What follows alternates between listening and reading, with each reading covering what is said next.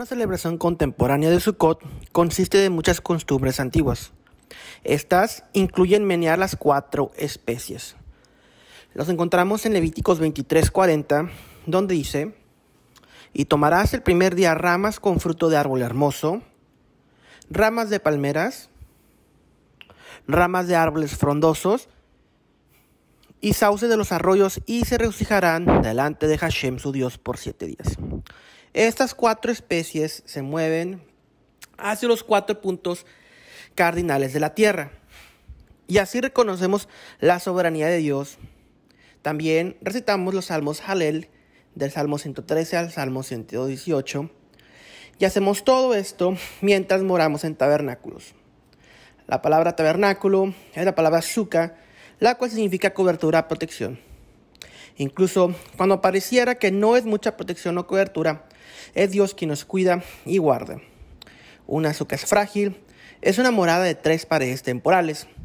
Las casas en las comunidades judías construyen sus propias sukkahs, e incluso algunas congregaciones construyen los suyos. Durante 7 días, aquellos que celebran la festividad oran, comen e incluso algunos duermen en su sukkah. Aunque la mayoría de las iglesias no celebran el Sukkot, el Nuevo Testamento asume el entendimiento de esta festividad tan importante. Es necesario entender el contexto histórico-cultural judío para comprender plenamente la Biblia. En Mateo 16:28 leemos: de cierto los digo que hay algunos de los que están aquí que no gustarán la muerte hasta que hayan visto al Hijo del Hombre viniendo en su reino. Después, en el siguiente capítulo, Mateo 17, del 1 al 4, leemos: 6 días después, Yeshua tomó a Pedro, Jacobo y a su hermano Juan y los llevó aparte a un monte alto. Ahí se transfiguró delante de ellos y resplandeció su rostro como el sol, y sus vestidos se hicieron blancos como la luz. Y se les apareció Moisés y Elías, que hablaban con él. Entonces Pedro dijo a Yeshua: Señor, bueno es para nosotros que estemos aquí. Si quieres, haremos aquí 3 enramadas, o 3 tabernáculos, 3 Sukkot. Una para ti, otra para Moisés y otra para Eliyahu. Algunos dudan que Yeshua haya dicho que algunos verían al Hijo del Hombre venir en su reino, en el capítulo anterior. Ellos piensan que él proclamaba el fin inminente en esa generación, hace 2000 años. Y como el fin no vino, ellos dicen que Yeshua estaba incorrecto. Mas, sin embargo, Sukkot nos permite ver lo que Yeshua y el evangelista Mateo en realidad estaban proclamando. Yeshua les dice que algunos de sus discípulos verían su glorioso reino. No dice que todos lo verían. Y por algunos se refiere a los 3 que Yeshua llevó consigo mismo al monte de la transfiguración. Ahí Yeshua, al transfigurarse, revela su plena gloria en el reino venidero. Ahí habla con Moshe, Eliyahu, Moisés y Elías. Fue una gran bendición para Moisés, quien había muerto fuera de Israel, al fin poder entrar en la tierra prometida. ¿Y solamente por qué? Por los méritos, glorificación, exaltación y bendición del Mesías en esa transfiguración y en el reino prometido que habría de venir y que le reveló en ese momento. Un reino eterno, el cual desata las barreras y limitaciones del tiempo y espacio.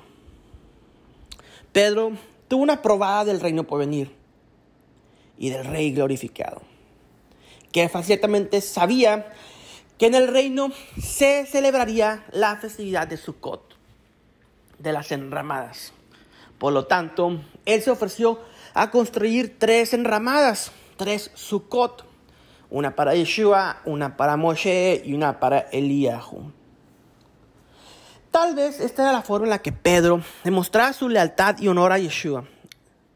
Sabemos que Pedro reconoció a Yeshua como Mesías, Rey de Israel, y que el reino de Dios ha sido la esperanza a través de los siglos. En el Talmud, el Tratado de Sota 48b dice lo siguiente: hasta que los muertos resuciten y el Mesías, hijo de David, regrese. Yeshua levantó al Lázaro de la muerte.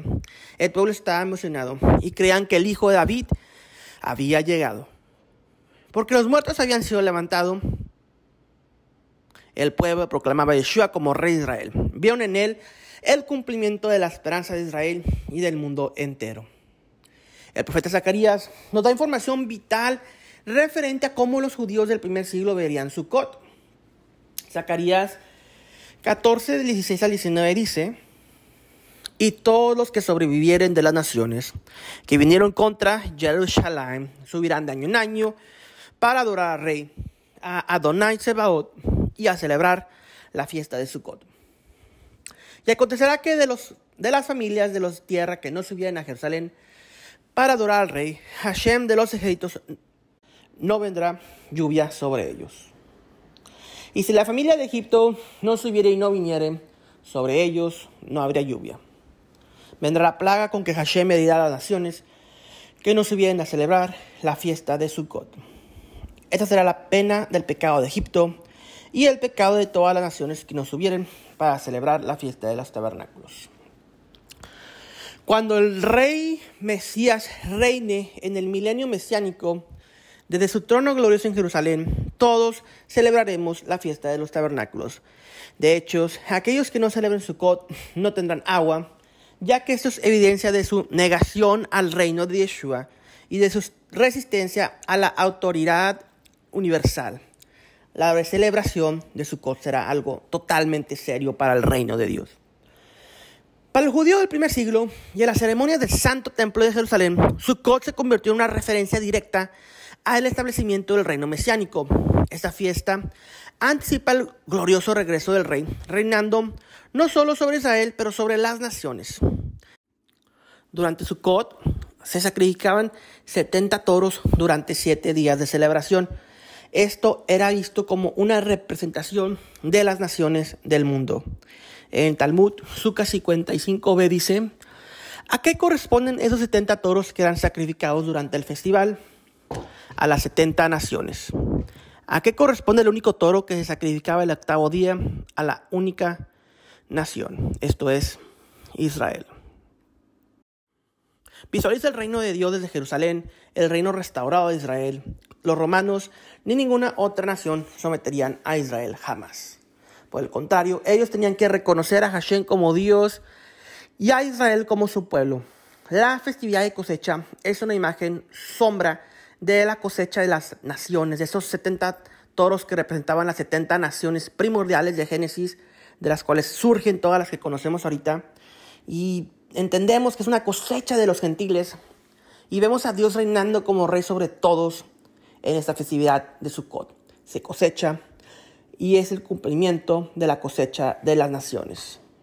Se cumple en esta cosecha y reconocemos que solo Dios es soberano y que solo en Él tenemos provisión y seguridad.